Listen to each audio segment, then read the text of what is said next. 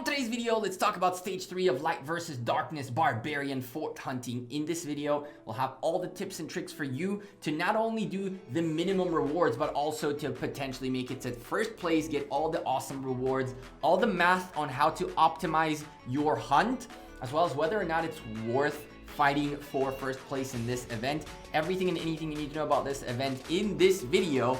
So sit back, drop a like on it.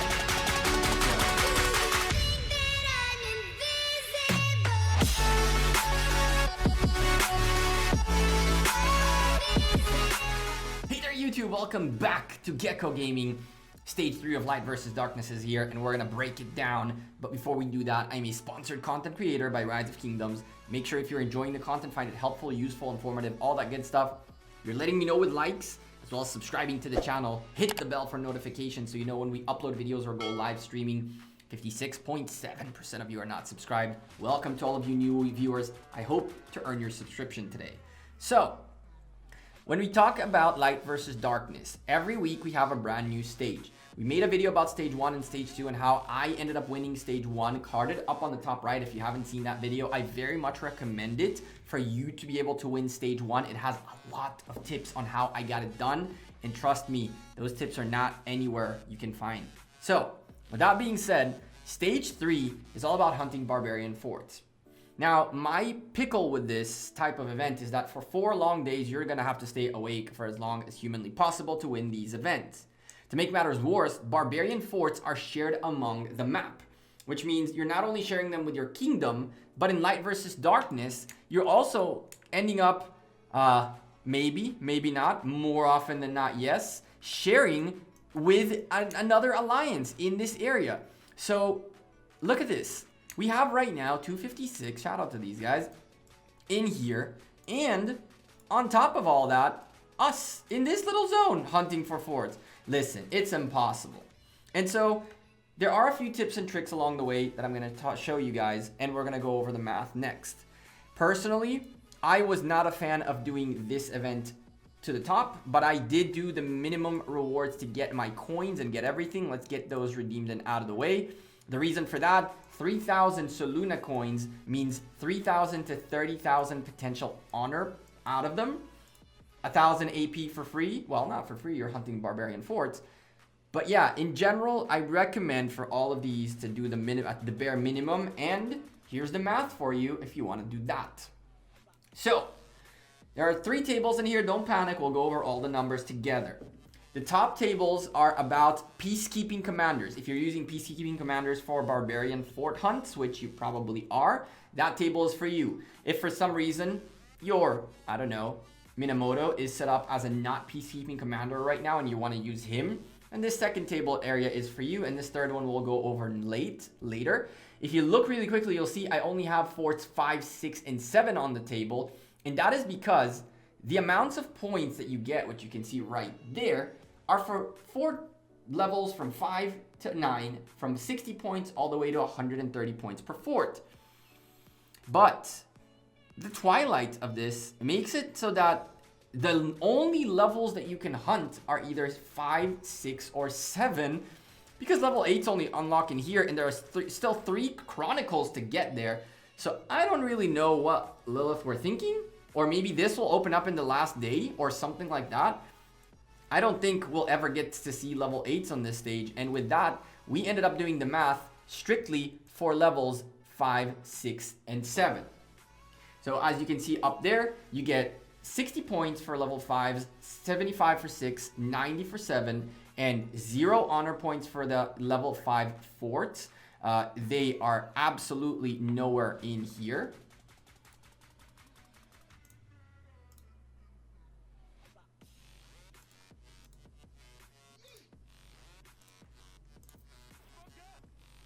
As you can't find those in a Lost Kingdom. From there, the numbers move a little bit, and the reason I included those level 5 forts is in case you decide to do it in your kingdom with an account that is not ported into the Lost Kingdom. You have the amount of honor that you gain per 1 fort, as well as the total honor you'll gain for doing the minimum you need for the points, the 3,600 points, and that is 60 level 5s, 48 level 6s or 40 level 7s. If you start mixing and matching, the numbers will skew a little bit, but that is the bottom line. Now, as you can see, there's a table right here, which is a bit to the side. And that is the first little trick I have for you guys. If you're trying to optimize your AP to the most possible, what I recommend is using one troop, and that is only if you are not competing. If you're going to be competing for first place, 5 troops, and you can still do this, but if you're trying to optimize and only get the minimum, one troop, before you start hunting barbarian forts, spawn the lowest level barbarians you can near you, or go catch 5 different barbarians. And the reason for that is, if you strictly go for the forts, then the cost per rally will be about 140 AP. But if you hunt 5 barbarians before you start going towards the forts, you'll end up saving 10 AP per rally, as every time you hit a barbarian, that cost goes down by 2 AP. So as you can see, you have, for the one troop scenario, a best and worst case scenario. The best being, if you first hunt those barbarians, it'll cost you 210 AP, including hunting one at the lowest level. You could take that off in theory and then gain yourself another few AP worth of savage, but I added it just for good measures. From there, you can see that the cost is 210. You'll need 60 forts. Because you need 60 forts, you ended up saving 10 AP per fort. So at this point, you're saving 600 AP. However, to get there, you had to spend 210 AP. So the number goes down to 390 AP saved if you do the bare minimum, all the optimizations. And you can see when it comes to, at least when it comes to the level 5 barbarian forts, because there's a bigger quantity of them that you need to do. So when you look at the best is if you optimize the cost of AP, each level, how much it'll cost you. If you notice, the level 7 ones, you're barely saving about 190 AP. The reason for that is you're hunting much less forts, and therefore the amount of AP you need to use is lesser. Personally, I went for the level 7s, with the exception of a mistake where I got one level 6, and I was a little bit upset about it because that meant that I had to do one more, and it ended up being, for me, that I have one extra level 6 that I ended up doing. Not the biggest of deals, but it was still a little bit of a waste of AP per se if I was super efficient. This next table is pretty much the same thing. You can see the best case scenario in terms of cost in AP, the worst case scenario if you are using non-peacekeeping commanders. You can see the difference between a peacekeeping commander and non-peacekeeping in the worst case scenario is 600 AP. If you're not someone who cares about their AP or not competing for the top of 20 of honor roll or something like that, maybe you can go ahead and waste 600 AP. But you have all those numbers in there. You can take a look at the math yourself and then figure out what works best for you. When you do a 5 troop hunt rather than a 1 troop hunt, keep in mind that every time you do this, for every march, it'll cost you that extra amount of AP, but then for every march, you'll also save the same amount of AP. So it pretty much scales up. It's just a matter of doing it more frequently. The thing about this is, theoretically, since you need to hunt the same amount of barbarians for the minimum, the best way is to go with 1, because, you know, you're not trying to keep going and going and going. And for the record, based on these numbers, you could get away with doing this with mostly free AP. You end up getting about 2,500 AP a day. So you might need to spend like 600, 700 AP if you want to drag it through. But if you're not competing, no reason to, you know, waste your AP. The final table you have in here is the AP cost per honor point. Is it worth it to try to go for this event? If I am competing right now for the top 20 of barbarian, the barbarian honor places thingies, is it worth it for me to spend my time doing this over hunting barbarians? In terms of the math is a bit interesting. Hunting level 26 through 30 barbarians gets you 5 honor, which means you pay about 40 AP best case scenario per you pay 8 AP per 1 honor in the best case scenario where you spend 40 AP for 5. And if you're paying 50 AP for 5 honor, then you're paying 10 AP per 1 honor. And because barbarian forts of level 5 don't exist and don't give honor, that line is out the window.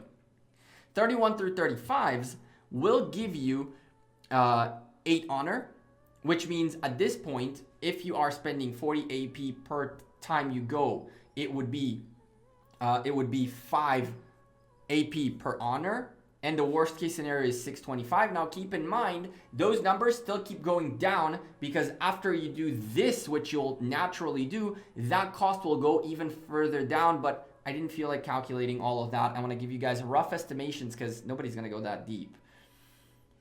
So at this stage, level 6 forts will cost you, best case scenario, 8.958333 AP per honor, and in worst case scenario 9.3 AP per honor.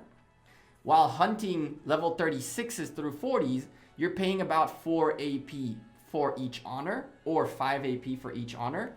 And level 7 forts, you'll be paying best case scenario about 5.4 AP per honor and 5.6 AP per honor. So hunting 36, 40, and 40s compared to hunting a level 7, it looks okay. It doesn't look like a bad ratio. The numbers is available out there, and if you are someone who is capable of grinding your life out of yourself, for the record, all of this math and more is available in my Discord, link in the description down below in the info archive under the Rise of Kingdom section. If you're someone who's willing to grind, and folks are grinding, you can end up here at the top and get yourself some awesome rewards. As you can see, these rewards are a little bit different than the previous ones. We see less of the material, legendary material options, 1 less gold head, but the coins remain the same: 16,000, 14,000 for first, second place, 12,000 for third, and then 4th through 10 get 8,000 coins on the winning camp. Losing camp goes to 8, 7, 6, and 4,000 a pop, with 1 legendary material chest for the losing side winner. Winner in the sense of the losing side winner is great. The losing side's top score. As you can see right now, it's a fairly decently close fight. Not gonna lie, these guys are going crazy on the barbarian forts. It's much more close than the previous 2 stages that we had. And at this point, Was is really going ham with these 256 are really going strong. Of Hulk representing in top 4 right now, and in Camp Lunaria, DSP 204, Dots, LTT, everybody's all over the place. 27,000 points. This guy's really going crazy. Why am I not doing this? First of all, 4 days without sleeping again is absolutely not something I'm willing to do. And secondly, the fact that everybody is sharing these forts, when I did the minimum, which was 41 forts, because I did 1-6 by mistake, out of those 41s that we actually got, 6 or 7 got killed before our rally got there, so our rally got canceled. I feel like that's a little bit of a waste of time. I feel like if you have the honor and you need the honor and you have the AP available, you can do much better at a hunting situation on zone 6 than you do on hunting forts, even level 7s throughout this event. Of course, the offset for that reward is the fact that if you can land in top 10 and you're willing to grind the grind to end up in top 10, then the coins you get back out of this are very substantial. This will make it worth it. But I'm not entirely sure whether it would be that much worth it. First place definitely is, but I don't know. I was not a fan of this event. I rather keep hunting on the field, which is what we're doing right now. We're gonna go crazy with it, but I hope you guys found this video helpful, informative, useful in any shape or form. The final tip I have for you guys is don't let your marches walk home. All you gotta do, stop your march, go to the next, keep hopping between the different rallies until your march is so small that you can't do anything with it anymore. By that time, you'll be either done with your minimums or so far up ahead in the sense of doing all of these back to back that coming home, healing real quick and going back out is not going to be the worst thing on earth. You can send marches like Minamoto Cao Cao to this day is super viable for barbarian forts. I've seen folks sending Ethelfled Minamoto to forts. I've seen a few different marches along the way. What you send out there is less significant, but what I would definitely say is you want to be sending cavalry, and cavalry only. Cao Cao is not a bad idea at all. The reason you want to send cavalry only, Cao Cao Mina right there, is that you don't really want to waste time marching.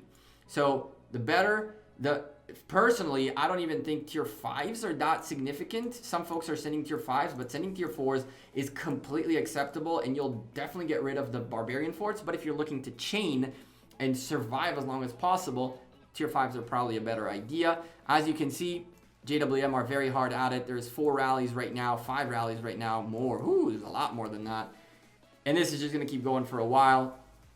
I enjoy this event. It's the first time I did forts in like months. And the testament to that is if we go into Lucerne Scroll real quick into the challenges. My season challenge, 41 barbarian forts for this event is all I've hunted. I'm not a fan. What do you guys think? Let me comment down below and let me know. I'm Gekko. I'm out of here. I appreciate all of you. Hit the like button before you leave. Subscribe to the channel. Join the Discord, and I'll see you sooner rather than later. Take care. Peace.